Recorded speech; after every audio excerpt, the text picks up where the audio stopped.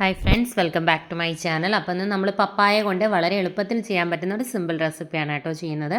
അപ്പോൾ എല്ലാവരും ഒന്ന് ട്രൈ ചെയ്ത് നോക്കുക.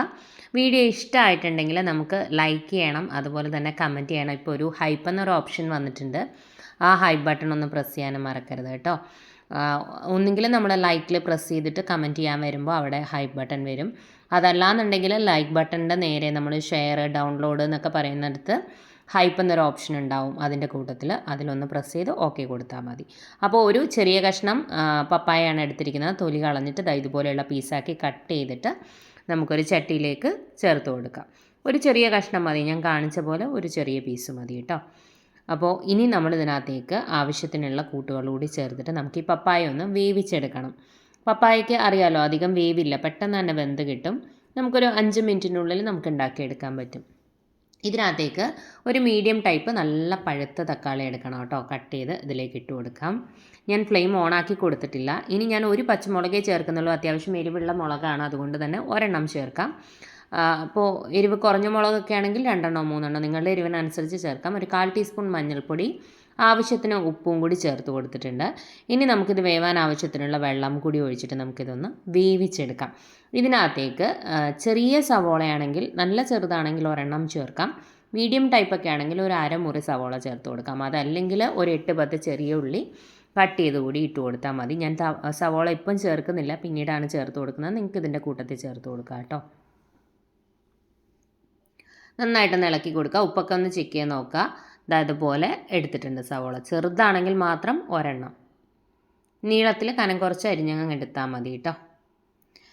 ഇനി ഇതൊന്ന് തിളക്കട്ടെ. നന്നായിട്ട് തിളച്ച് നമ്മുടെ പപ്പായയൊക്കെ ഒന്ന് വെന്ത് വരണം. ഉടയുന്ന പരുവം ആവരുത്, എന്നാൽ നന്നായി വേവും വേണം കേട്ടോ, ആ ഒരു പരുവം. അപ്പോൾ ഇതൊന്ന് വെന്ത് വരുമ്പോഴേക്കും നമുക്ക് അരപ്പ് തയ്യാറാക്കി എടുക്കാം. ഒരു 1.5 പിടിയോളം തേങ്ങ എടുക്കുന്നുണ്ട്. ഞാനിങ്ങനെ പീസാക്കി കട്ട് ചെയ്തിട്ട് ഒന്ന് പൾസ് മോഡിൽ കറക്കി എടുത്തതാണ് കേട്ടോ. ചിരകുന്നതിൽ എളുപ്പം ഈ ഒരു രീതിയിൽ ചെയ്യുന്നതാണ്. അതിലേക്ക് ഒരു 1/4 ടീസ്പൂണിൽ താഴെ മഞ്ഞൾപ്പൊടിയും എരിവിനനുസരിച്ച് മുളക് പൊടിയും 1 ടീസ്പൂൺ മല്ലിപ്പൊടി ചേർക്കുന്നുണ്ട്. അതുപോലെ തന്നെ ഒരു 2 നുള്ള് ഉലുവ വറുത്ത് പൊടിച്ച പൊടിയാണ് കേട്ടോ. 2 നുള്ള് ചേർത്താൽ മതി. മല്ലിപ്പൊടി 1 ടീസ്പൂൺ, ഒന്ന് ലെവൽ ചെയ്ത് ചേർക്കുക കേട്ടോ, ഒരുപാടങ്ങ് ചേർക്കണ്ട. മുളക് പൊടി നിങ്ങളുടെ എരിവിനനുസരിച്ച് മാത്രം ചേർത്ത് കൊടുത്താൽ മതി. നമ്മൾ ഓൾറെഡി പച്ചമുളക് ചേർത്തിട്ടുണ്ട്, അപ്പോൾ അതിനനുസരിച്ച് മാത്രമേ മുളക് പൊടി ചേർക്കാവൂ. അപ്പോൾ ഇത് കുറച്ച് വെള്ളം ഒഴിച്ച് നല്ല ഫൈനായിട്ട് നല്ല മഷി പോലെ അരച്ചെടുത്ത് കൊണ്ടുവരാം. അപ്പോൾ എന്താ, പപ്പായ നന്നായിട്ട് വെന്ത് വരുന്നുണ്ട്. ഈ സമയത്ത് നമ്മൾ ഇതിനകത്തേക്ക് ഒരു 80% പപ്പായ വെന്ത് വരുമ്പോൾ ഇതിനകത്തേക്ക് ഒരു ചെറിയ നെല്ലിക്ക വലുപ്പത്തിലുള്ള പുളി ഒരു 1/4 ഗ്ലാസ് വെള്ളത്തിൽ ഞരടി പിഴിഞ്ഞ് വെക്കണം. എന്നിട്ട് കുറച്ച് പുളിവെള്ളം, ഒരുപാടൊന്നും ഒഴിക്കരുത് കേട്ടോ. ഓൾറെഡി നമ്മൾ തക്കാളി ചേർത്തിട്ടുണ്ട്. ഒരു ഇത്തിരി പുളിവെള്ളം അതിനകത്തേക്ക് ഒഴിച്ചു കൊടുക്കുക. നിങ്ങളുടെ പുളിക്കനുസരിച്ച് മാത്രം ഒഴിച്ചു കൊടുക്കുക. അതിന് തന്നെ എല്ലാം കൂടെ ഒരുമിച്ച് ഒഴിക്കരുത്. കുറച്ച് ഒഴിക്കുക. പുളി ചെക്ക് ചെയ്തിട്ട് മാത്രം പിന്നീട് ഒഴിച്ചു കൊടുത്താൽ മതി. എന്നിട്ട് ആ പുളിവെള്ളത്തിൽ കിടന്നത് ഒന്നുകൂടെ ഒന്ന് തിളച്ച് ആ പുളിയുടെ ടേസ്റ്റൊക്കെ ഒന്ന് മാറി വരുമ്പോഴേക്കും ആവശ്യത്തിന് കറിവേപ്പിലയും ഒരു ചെറിയ കഷ്ണം ഇഞ്ചി, ചെറുത് മതി കേട്ടോ, ഒരുപാട് അളവ് കൂട്ടരുത്, ചെറുതായിട്ട് കട്ട് ചെയ്ത് കൂടി നമുക്ക് ഇതിനകത്തേക്ക് ഇട്ട് കൊടുക്കാം. അതുകൂടെ ഒന്ന് തിളച്ച് വരട്ടെ. ഈ സമയത്ത് നമ്മുടെ അരപ്പ് തയ്യാറാക്കി വെക്കണം കേട്ടോ. ആ പുളിവെള്ളം ഒന്ന് നന്നായി തിളച്ച് കഴിയുമ്പോൾ അരച്ച് വെച്ചിരിക്കുന്ന കൂട്ട് നമുക്കിതിലേക്ക് ചേർത്ത് കൊടുക്കാം.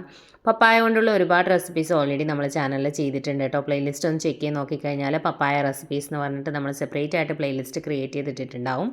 അല്ലെങ്കിൽ പപ്പായ റെസിപ്പീസ് ഇമയാസ് ബ്യൂട്ടി മാജിക് എന്നൊക്കെ പറഞ്ഞ് സെർച്ച് ചെയ്ത് നോക്കിയാലും കിട്ടും കേട്ടോ. ഒരുപാട് റെസിപ്പീസ് നമ്മൾ ചെയ്തിട്ടുണ്ട്.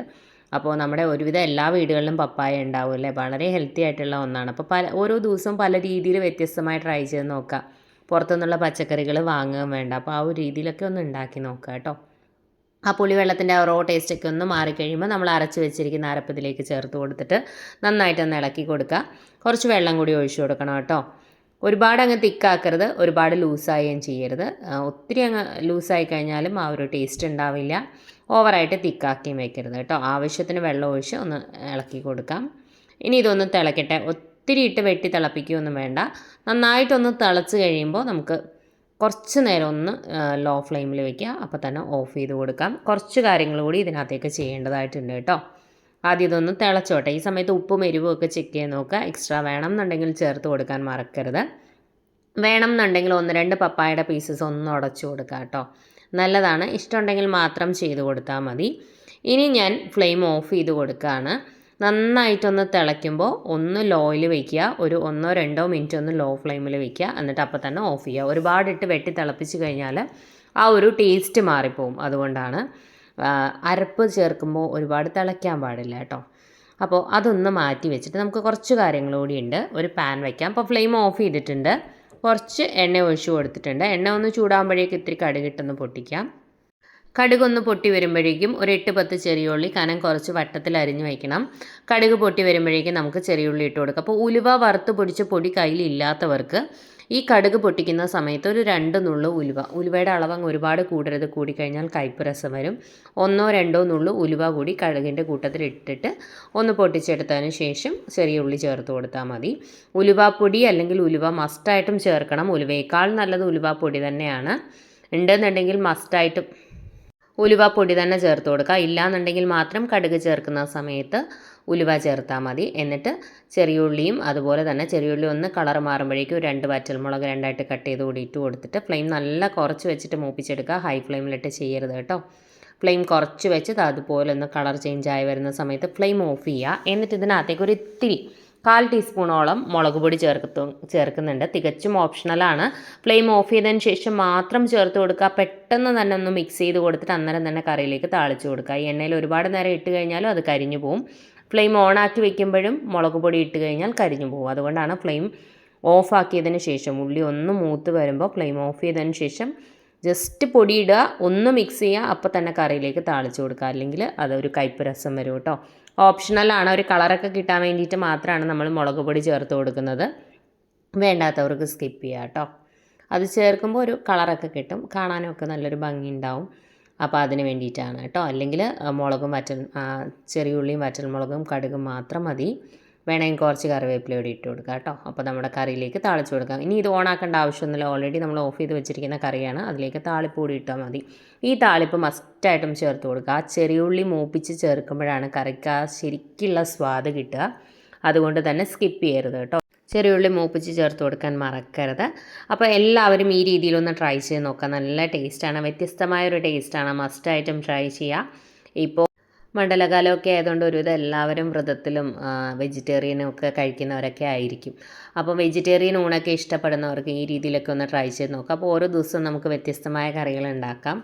അപ്പോൾ വെജിറ്റേറിയൻ റെസിപ്പീസാണ് കേട്ടോ കൂടുതലും നമ്മുടെ ചാനലിൽ ചെയ്യുന്നത്. വെജിറ്റേറിയൻ റെസിപ്പീസൊക്കെ ഇഷ്ടമായിട്ടുള്ളവർ ഇതുവരെ ചാനൽ സബ്സ്ക്രൈബ് ചെയ്യാതെ വീഡിയോ കാണുന്ന ആരെങ്കിലും ഉണ്ടെങ്കിൽ ചാനൽ ഇഷ്ടമായിട്ടുണ്ടെങ്കിൽ ഒന്ന് സബ്സ്ക്രൈബ് ചെയ്തേക്കണേ.